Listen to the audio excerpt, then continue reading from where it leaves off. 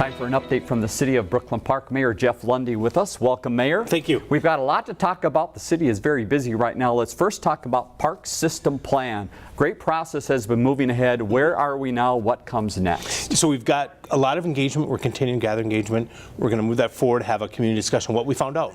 That's what everybody wants to know. What's everybody saying?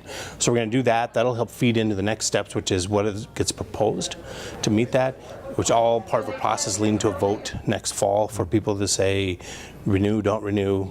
It's up to the voters. All right, and the plan meeting is on Thursday, October 26, 5:45 to 7:30 at the City Hall, and there is dinner provided as well, so go to the city's website to find out how you can get set up for that.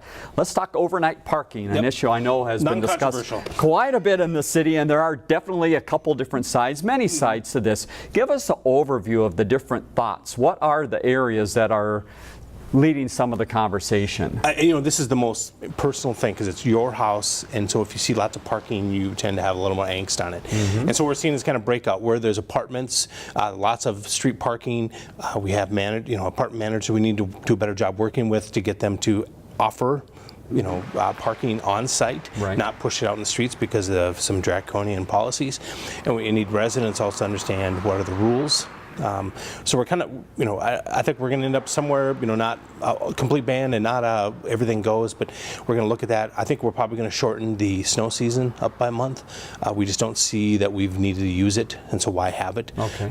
So we're lots of aspects, lots of nuances, but I think we're having that discussion is a good, healthy one. All right, and the discussion continues on with the council and will be going on for a little bit of time here. One discussion that's been at the council and certainly at the city staff is the city budget. Yes. So give us a look. What can we expect in Brooklyn Park this year for the budget? And out of the new budget, what are some of the main new things that might be happening? Yeah, I think really we're trying to replenish some funds that we have for long-term projects, transportation, capital improvements.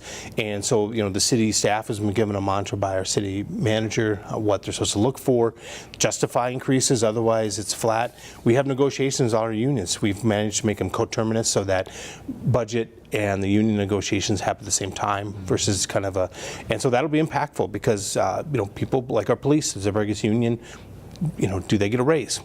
And so that raise has an effect on the rest of employees, has an effect on the budget. 76% of our budget is people cost, and therefore wages are the biggest part. Sure. And so that's a big question. Number-wise, what are we looking at percentage-wise for the city of Brooklyn Park and the residents? I think we passed in a 4 to 6 range, just preliminary. Okay. We're looking to get that lower. And levy increase or decrease is less important as whether a person's house value went higher or lower than the average. And so I always make sure people understand that relationship.